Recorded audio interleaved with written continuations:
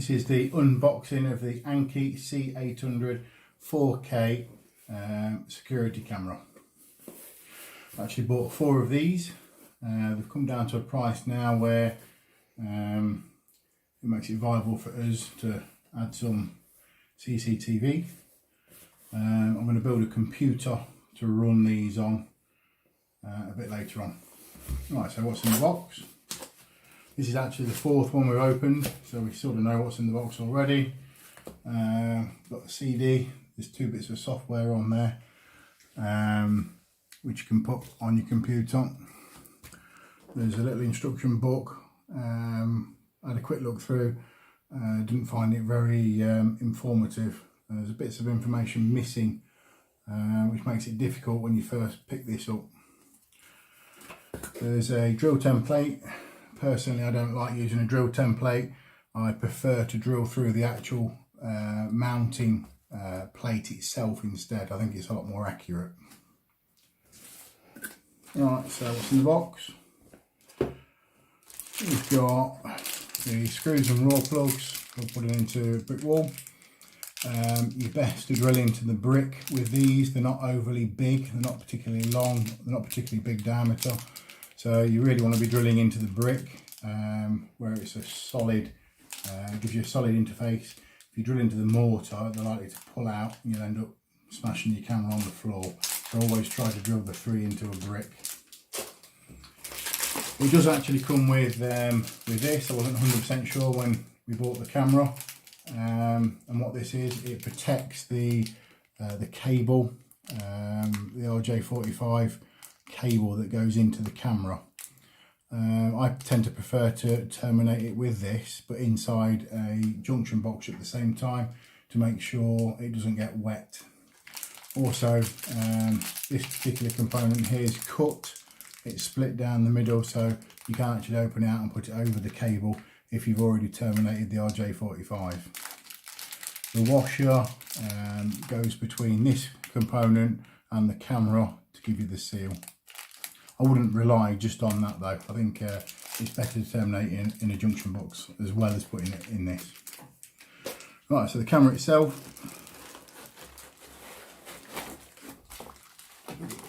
One thing I don't like about the camera is they tend to kink the cable.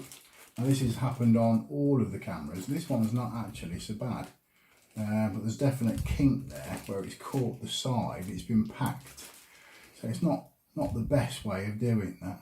I'd have preferred to have seen that protected better, the cable, and without it kinking. The other 3 that I've opened are actually a lot worse than this one. This one's not bad at all, really. Obviously you've got your RJ45 goes into there, and this camera does PoE, so it does the power over this cable, and you can put the power on this cable as well. If you've not got power over internet, you can have separate power going to this. I wouldn't take this plug out. It's an absolute pain to get it back in if you do take it out, and I always make sure it's pushed on properly before you finish with it. So the camera itself, it's quite a good camera. They don't explain this very well on how you take it apart. There's actually a plastic ring around the top that's quite easy to remove, but then the rest of the camera is quite difficult to take apart unless you know how to do it. So there's a ring on here. There we go. That's the only really plastic part on this camera. It's actually really well made. So that's just the plastic ring to cover the screw holes. Right, so to take it apart, there's actually a circlip on this screw.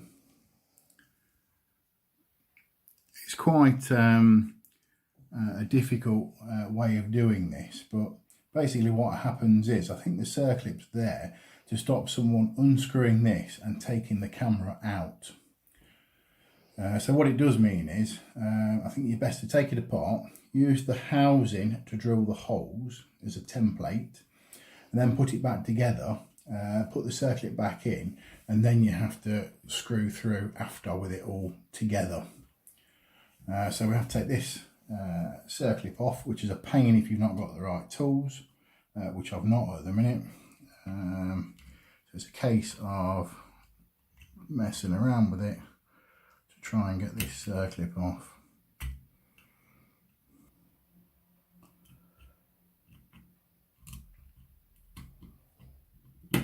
There you go. So the circlip's now off. Without taking this circlip off, you won't be able to take this screw out. And if you can't take the screw out, you can't take the camera apart. So it's very easy to lose, so I won't lose the circlip. But now we can unscrew it and it will come apart. The actual camera, it's actually got some lugs on it on the inside. There's actually one here and there's one here. And the other lug that keeps it in is actually this, the screw with this plate on. You just need to be careful when you unscrew it that the plate stays flat, otherwise you'll end up stripping the threads on the housing if you're not careful.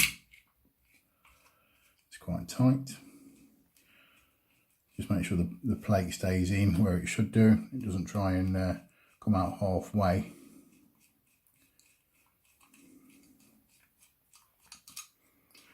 So now we'll remove that. We can take that little clip out. So there's the clip. And now the camera will come apart.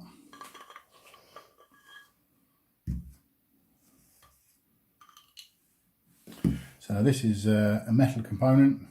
This is a metal component, it's probably steel, painted, and this is all metal as well, so it's quite well made.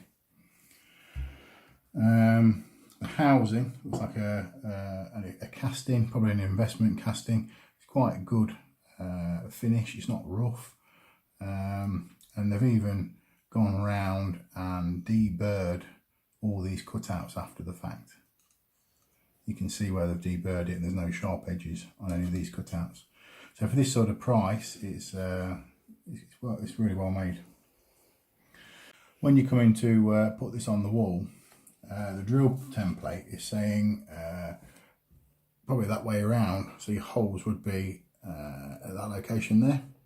However, what you really want to look at is where the two hard lugs are. So you've got the hard lug here and the hard lug here, and then you've got the lug that goes on here with the screw. Ideally what you want is this lug and this lug at the top as this orientation, and this one at the bottom. So then the weight of the camera as it's pulling down on the solid ears, not on the movable joint, as it were. Obviously you need to see where the cable at the bottom comes out, so if you're routing the cable out the bottom, you need to look at where that would be in relationship to where the ears and where the holes are. So if you wanted this to come out the bottom, you're better off to rotate it round slightly, so the cable will come out there, and then you've got a lug here and a lug here, so it's still holding the top. Okay. There's certain cutouts here. So if you're leading the cable out, you need to put a hacksaw through these lines here and here and take this piece out for the cable to come through.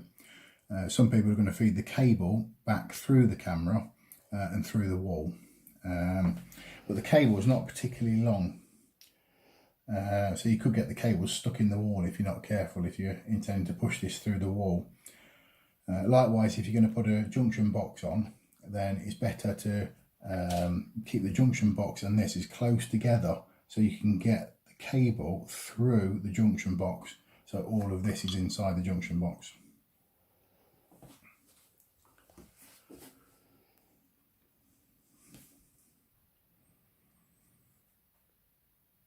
The actual end on this, if you're going to fit it through a junction box, is quite a big diameter here.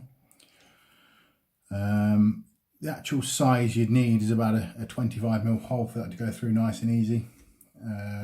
The actual cable gland you would need would be a 32 diameter for this to go through the cable gland. The M25 be 1.5 pitch, this one won't go through. It'll go through the hole in the actual junction box, but it won't go through the cable gland, because the cable gland, the diameter comes in to less than 20mm, and this won't go through. So you need something like a 32mm cable gland. Okay, that's it for the unboxing of the Annke C800 4K camera.